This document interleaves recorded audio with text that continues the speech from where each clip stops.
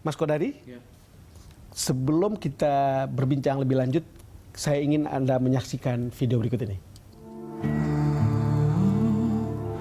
Masa kecil kami dididik bahwa Indonesia adalah bangsa yang ramah.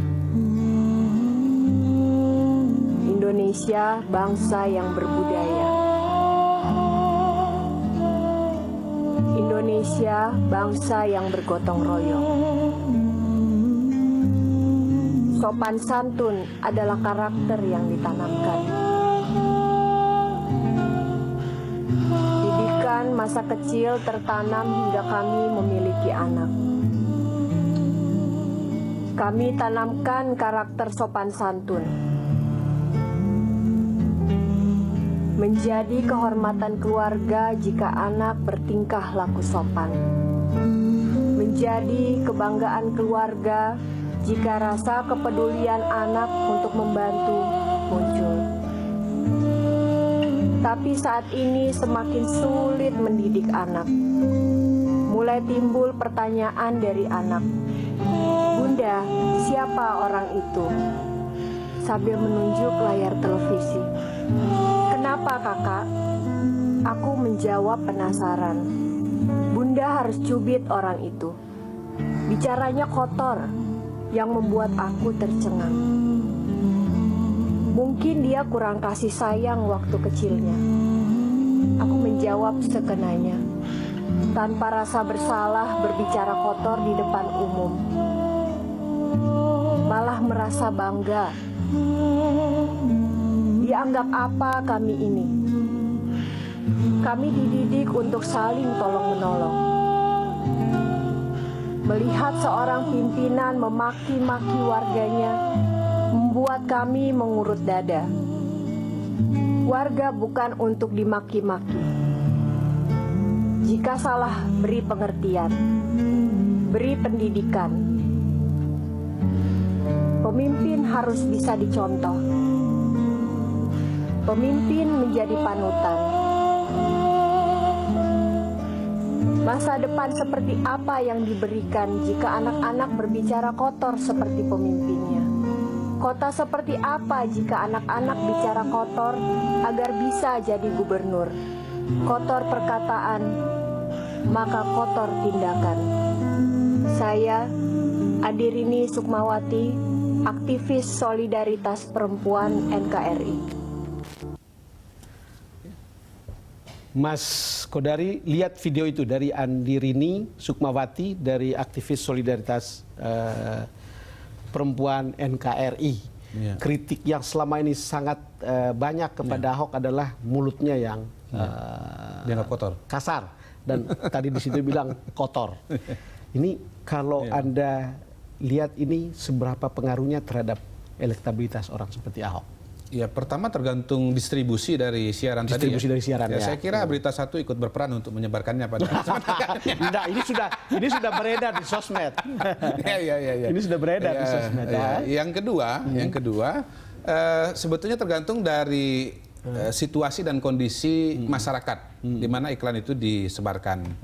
Nah, masyarakat Jakarta mungkin ada yang mementingkan sopan santun, tetapi sebagian juga mungkin lebih mementingkan kejujuran atau lebih mementingkan perubahan.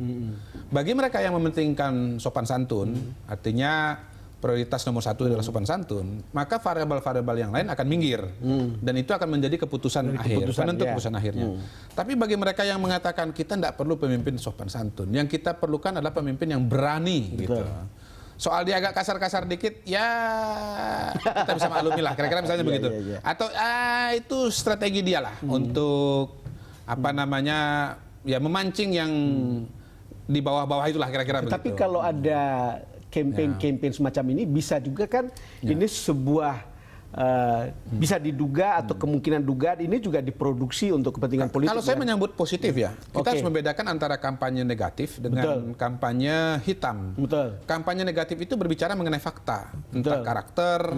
Di Amerika juga terjadi ya, saling menyebut karakter Clinton, Hillary Clinton, mengkritik karakternya Donald Trump mengkritik Hillary Clinton. Kemudian mengkritik kebijakan, misalnya salah satu kritik yang sering kita dengar adalah serapan ya, seperapan APBD Jakarta yang bagi sebagian kalangan atau menurut sejumlah kalangan itu angkanya jauh di angka maksimal. Atau kok Pak Ahok itu sering menggunakan dana-dana non APBD misalnya begitu, dana CSR. Itu sah-sah saja. Yang tidak boleh itu adalah menyampaikan yang tidak faktual. Ya, misalnya kalau dulu ya ada yang mengatakan Pak Jokowi itu anak orang Singapura atau warga negara Singapura. Itu kan tidak benar. Ya, itu tidak boleh. Nah, yang disampaikan oleh Ibu Andiri ini tadi, menurut saya masih termasuk kampanye negatif dan boleh-boleh saja. Siapa yang tidak mengatakan bahwa Ahok itu kasar? Saya kira kalau ditanya 10 orang, 11 menjawab ya. Kalau ditanya 10 orang, 11 menjawab ya. Tapi apakah itu kemudian bisa dimaklumi atau tidak? Saya kira itu pertanyaan yang lain. Apa syarat untuk sebuah kampanye hitam itu bisa efektif? Kampanye negatif maksudnya. Itu efektif. Syaratnya apa? Dia harus jatuh di persemaian macam apa sehingga dia jadi efektif? Pertama dari eksekusi pesan negatif itu sendiri. Kalau menurut saya eksekusi pesan negatif yang dibuat tadi itu cukup baik ya. Pilihan musiknya itu pas. Coba bayangkan kalau musiknya itu keroncong atau dangdut, nggak kenal lah kira-kira begitu. Ya kan? Itu pilihan musiknya itu membuat kita merenung. Pilihan-pilihan gambarnya juga pilihan-pilihan gambar yang menurut saya tepat ya. Jadi anak tidak pernah menyebut nama Ahok sebetulnya di situ, cuman menunjuk foto, menunjuk gambar, betul. Jadi menurut saya itu eksekusinya termasuk bagus ya. Barangkali akan lebih baik lagi atau bisa lebih baik lagi. Tetapi kalau kita melihat misalnya ini adalah karya seorang amatir misalnya, itu kategorinya sudah termasuk bagus. Nah, yang kedua tergantung kepada tadi lahan di mana pesan itu disampaikan. Pada hari ini saya kira masyarakat Indonesia secara keseluruhan, lebih khusus lagi DKI Jakarta, memang kecenderungannya mulai bergeser dari apa ya, kalau dalam psikologi atau dalam sosiologi itu ada istilah same culture, menuju guilt culture gitu.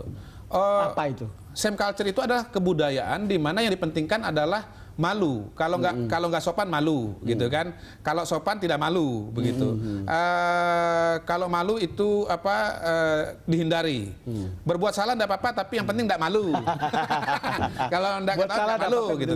Nah, kalau guilt culture itu adalah saya itu harus benar salah. Soal saya malu atau tidak itu nomor 2. Kalau memang saya salah, saya malu tidak apa-apa. Mas Kodari, gitu. Kalau Anda nonton video tadi dan Anda adalah seorang Ahok, dalam satu kalimat Anda akan ngomong apa? Bagus, iklan ini bagus. Lanjutkan, perbanyak lagi versi-versi yang lain. Gitu. Kalau Anda jadi Ahok begitu. Betul. Kan Ahok itu begini, dia orangnya tipologinya kan nantangin gitu. Jadi 2 kalimat. Bikin aja, keluarin. Justru begini, saya harus katakan begini, banyak lawan-lawan Ahok itu menari dengan gendangnya Ahok. Ketika dia mengeluarkan pernyataan yang keras, pernyataan yang negatif, itu kemudian dihajar dan ditantangin. Dan akhirnya kan yang tumbang siapa? Kita ambil contoh salah satu petinggi DPRD Jakarta lah. Dia mengatakan Ahok begini, Ahok begitu. Jadi dia menunggang kuda.